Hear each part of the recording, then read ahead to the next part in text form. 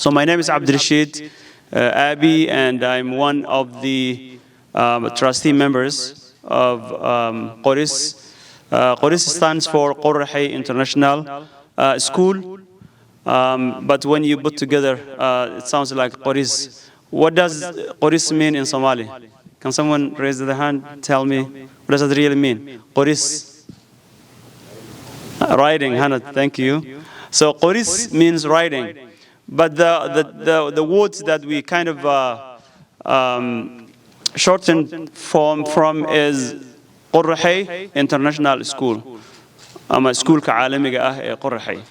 Okay, so what I would like to do is I would like to go through some of the background history of Qorrahey. You'll see a lot of pictures. I will try to walk you through from the beginning all the way to where we are today. I will give you raw material, raw data, and hopefully you will digest and make sense of it, inshallah ta'ala. That's our goal. Are we on the same page? Okay, you can hear me, you can understand me well. Okay, so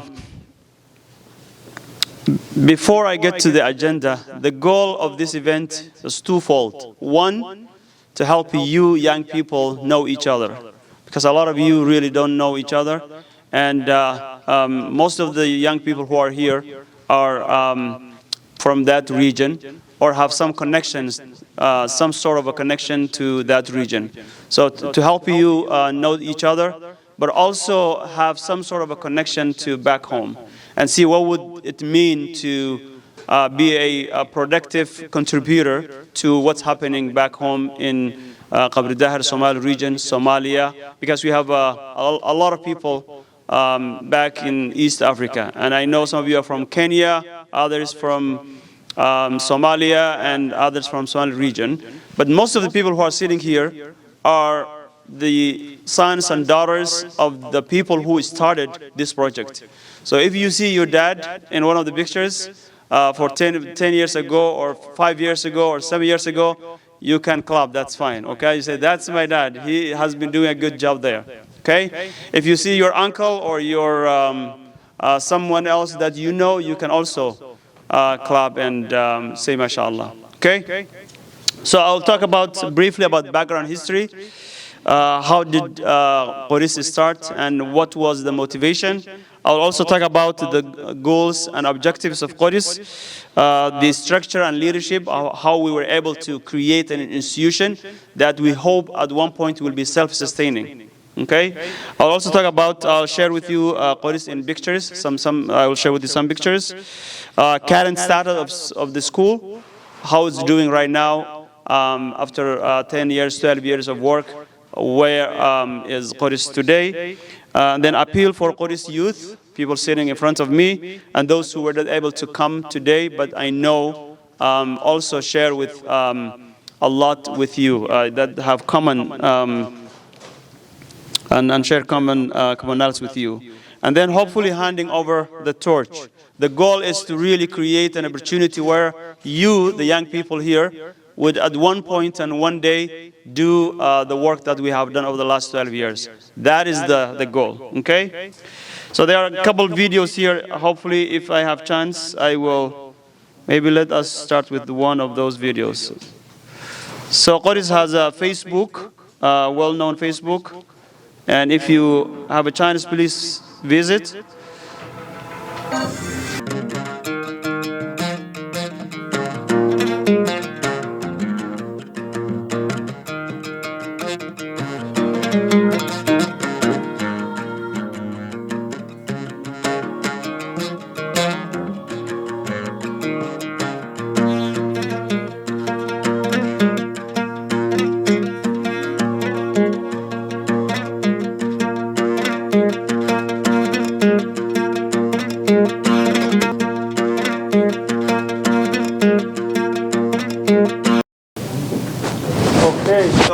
When we talk about Kabridahar, we're not talking about a rundown place where you have to run away from. It's really nice, it's growing, it's beautiful, and it's a place that you can take vacation and spend some time with loved ones and family members, and so forth, okay? So hopefully some of you will be inspired to visit one day. I have another video. I don't know if I'm able to share with you, but hopefully I want all of you to try visit Qorrahey International School on your Facebook, and hopefully you will see a lot of videos from the school, from the Tahfidh program, and so forth. Okay? So this project was initiated by our community, especially from Minnesota. Yes, there were other members from South Africa, Kenya, but it was initiated by community from our local here from Minnesota. Okay, so the idea was, how do we really respond to the persistent educational opportunity gaps that exist especially in Qorrahey and in the region. There were times when the majority of the high school students would not graduate from high school. Maybe you hear there are only 2 students graduated from the high school, or maybe sometimes none. So that was the premises in which the idea of creating a school came about. The goal was also to give back to local communities, because we're here, alhamdulillah, in Minnesota, in the US, in America, in other places, in the diaspora, and we have a lot of stuff that people back home do not have. So how can we give them back and really make a difference in their lives? That was another goal. So the school building was completed in 2020, even though we started back in 2012.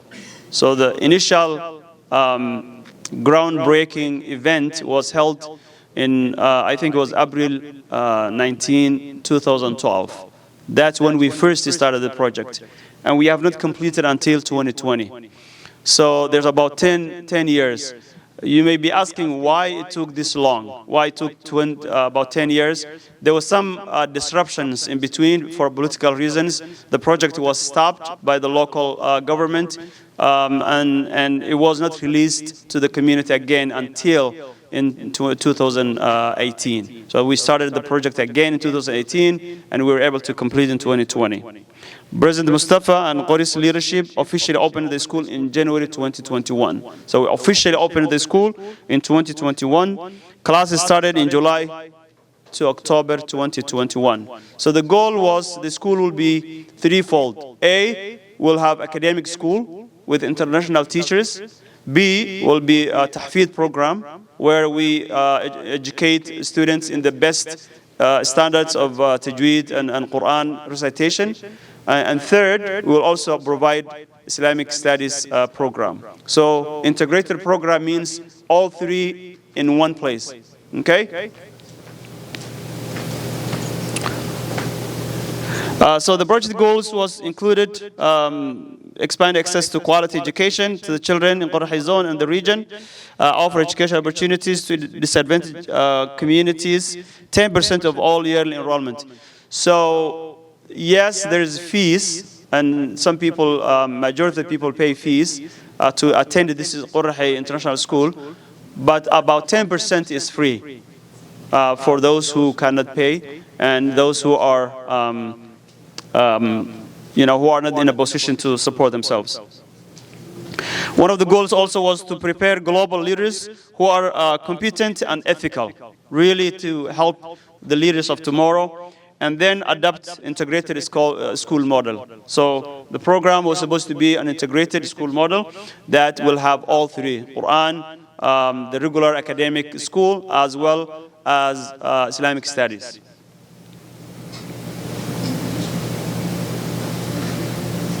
So Qorrahey, in order for us to sustain Qorrahey, we created a system, and that system included kind of three layers. First, we have trustees of 25 members. Those trustees are across the globe. Majority of them are here in Minnesota, about 11, 12. And if you are a member of trustees, can you please stand up if you are in here? Sheikh Jamal Arab and Garad Ibrahim Abdi Hassan and Sultan Abdirahman are members of the trustees. I know we have about 11 but they are not here today. So thank you. Jazakumullah khair. You can clap for them because they are the ones who have been doing the great work. Thank you. Thank you.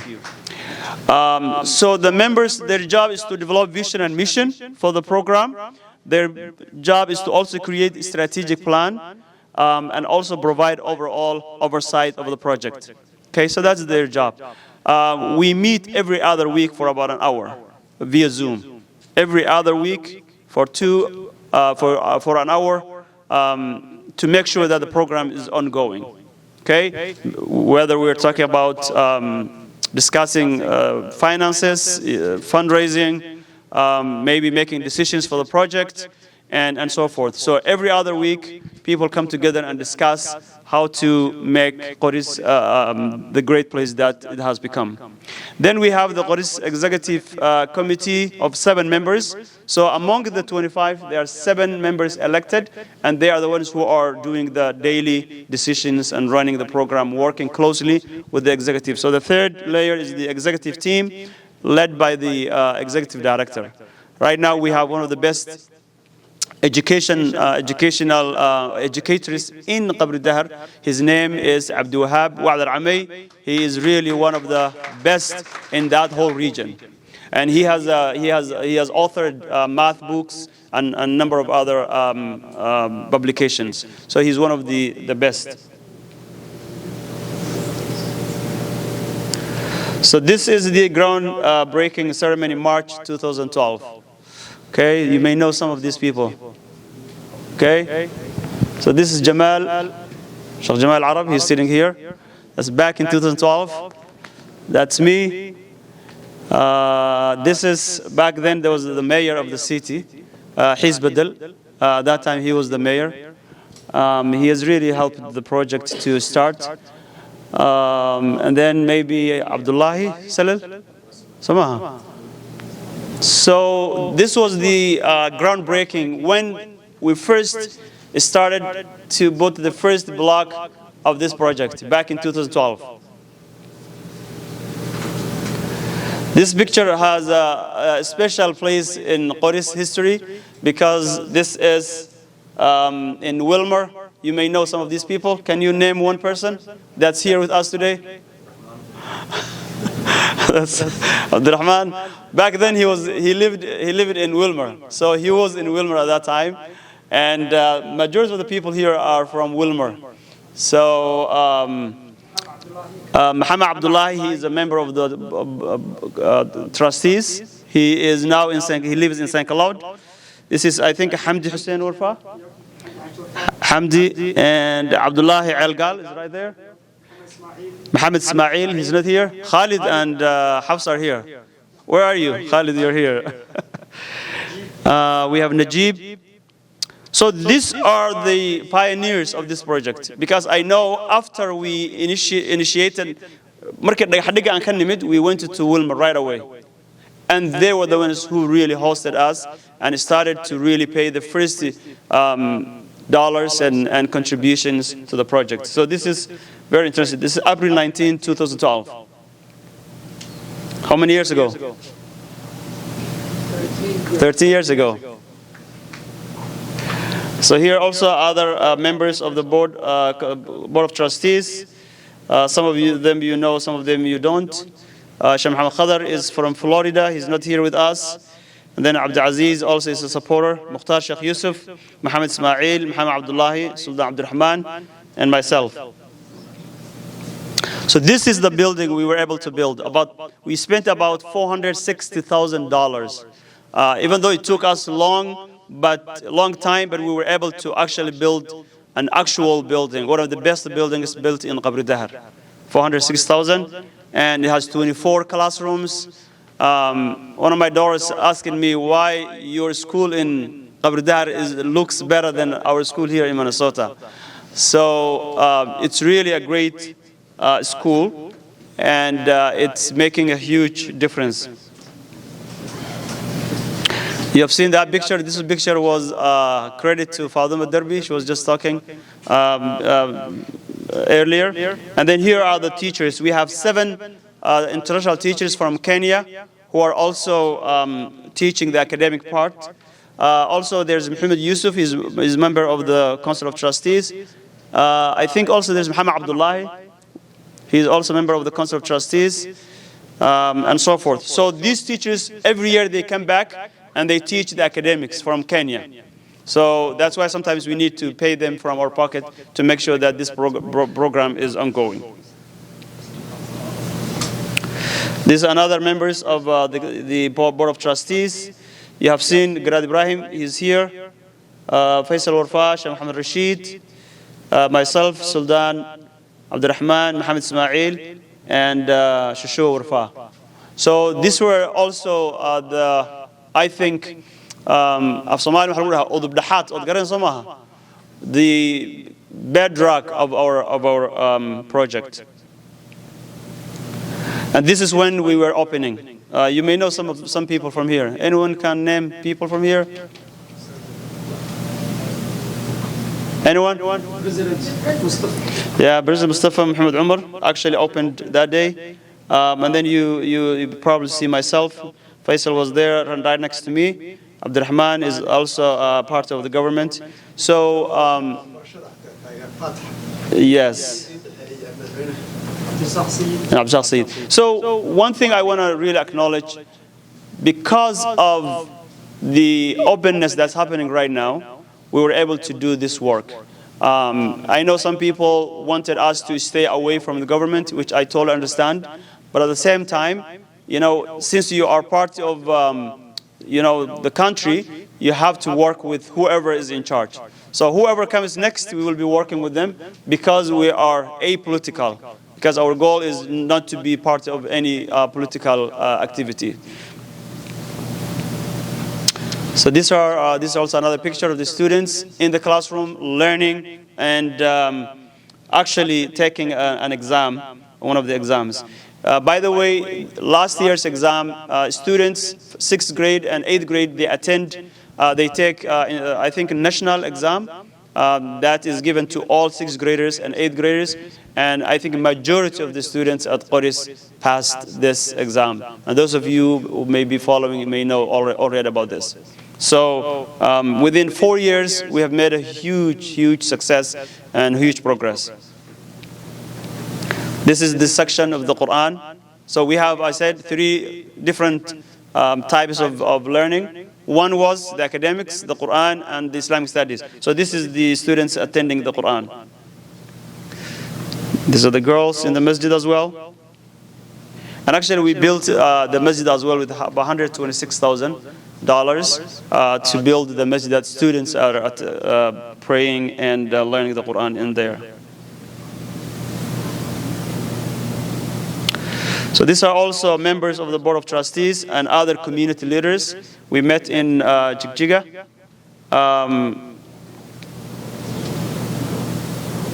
Some of you may know, some of you may not know. Sheikh Muhammad Askar, he's Imam in Qatar, on the other side with the Imamat. Sheikh Muhammad Yusuf, he's here now in Minnesota. Sheikh Arabi is one of the business people in the area.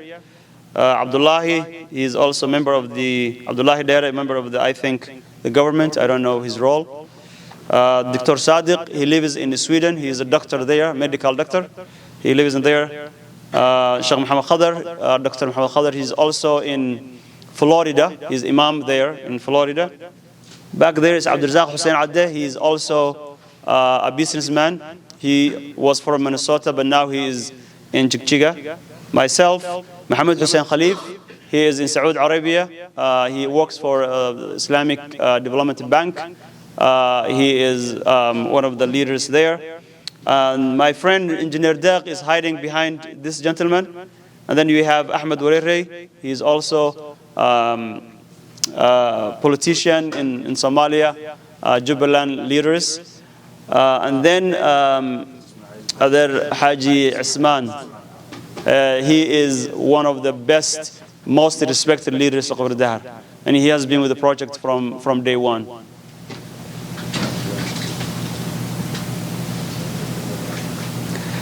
So as I said, we engage with the government. In the middle is Mustafa, and these are some visitors of the of the trustees when we were in Jigjiga. The president welcomed us to his palace, and we met with him, had a very good discussion, and he promised that he will support our program throughout.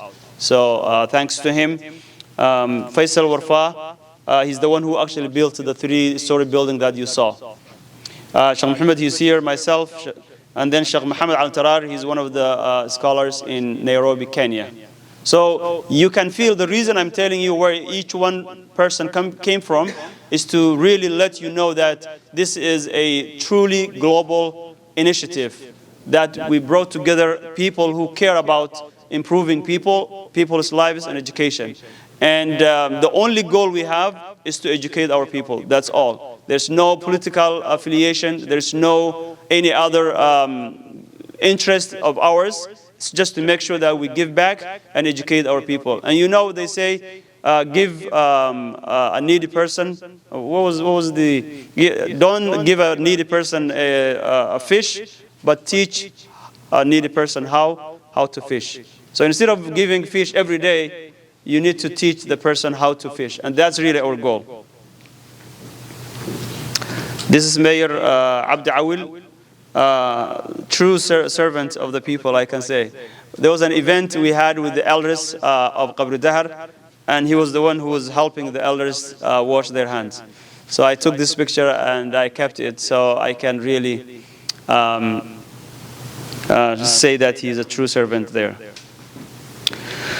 So the milestones, March 2012 was first initiated, 2021 opening ceremony, 2021 July we started with 250 tahfidh students, 2022 about 420 students joined the program, 2023 we had about 280 students, and alhamdulillah, as we speak now, we have 814 students attending K through 9 from that initial stage to where we are today. So about 814 students are attending.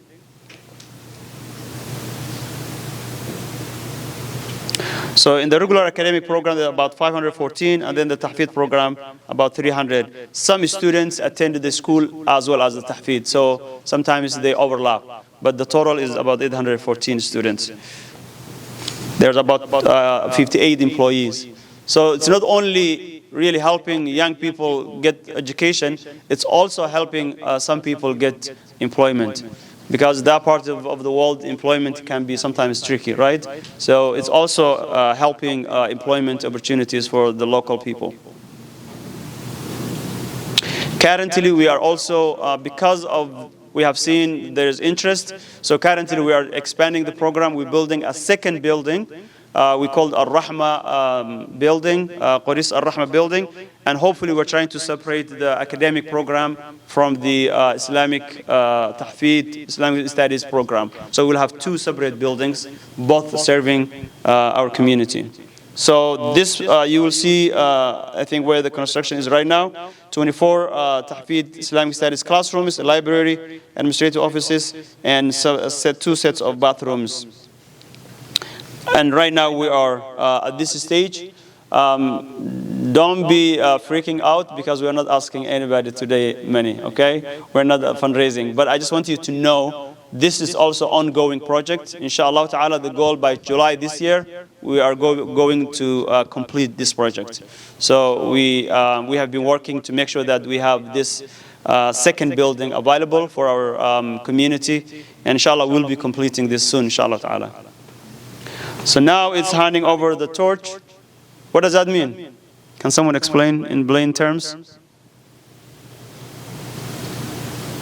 Handing over the torch. Where is it used normally? Young people, come on. Sports. Sports, yes. Okay. So the goal is to really invite all of you, A, to learn about the work we have been doing over the last 12 years, and B, see ways that you can participate, ways that you can take the leadership. Because the question we have been asking ourselves is, are we engaging our young people to know the work we have done over the last 12 years? How can we help them know the city? You know, I hope the video that you have seen about Kabridahar is inspiring enough to make you want to go back, right? So we want you to really find a ways to support, but also to know each other, because you don't know each other. You don't really know who is who. So that's also another opportunity. Ways that you can get involved. You can join. We're looking for young leaders who want to be part of the trustees, who will eventually take over. That's our goal. So you can join the trustees and school leadership. You can also form youth leadership committees, whatever you want to call, because I know you have better ideas than I do. You can also teach a spring semester. We're trying to create an opportunity where we help you go back, like Fatima did. She stayed there for a year and a half. So we're not asking you to stay for a year and a half. We're asking you to stay for one semester and teach. If you're good at Quran, you can teach Quran. If you are good at qira'at, you can teach qira'at. If you're good at math, you teach math. If you're good at coding and computer science, you can teach that. If you are good at communication skills and how to give lectures, you can teach that. If you don't know any of those, but you want to be there, you can also go there, okay? So we want you to try to teach anything, but please consider visiting one time. If you cannot do any of this, just go for a vacation for 2 weeks, 3 weeks, visit the city, visit the school, be a friend with a student there. You have a high school student, let them communicate, let them know each other. There are many ways. This was just examples, but I know you know better and you have better ideas than I do. You can sponsor a student if you really want. If you are working and we're charging them $12. Maybe now it's because of the inflation, it's about $7. So 7 times 12 is about less than $100 the whole year. You can sponsor a student. You can have that student's name, you can communicate with them, you can check on them. That's another way to connect. So there are many ways you can really participate in this great, noble project. And I think I will end there. That was a long speech. I didn't plan that.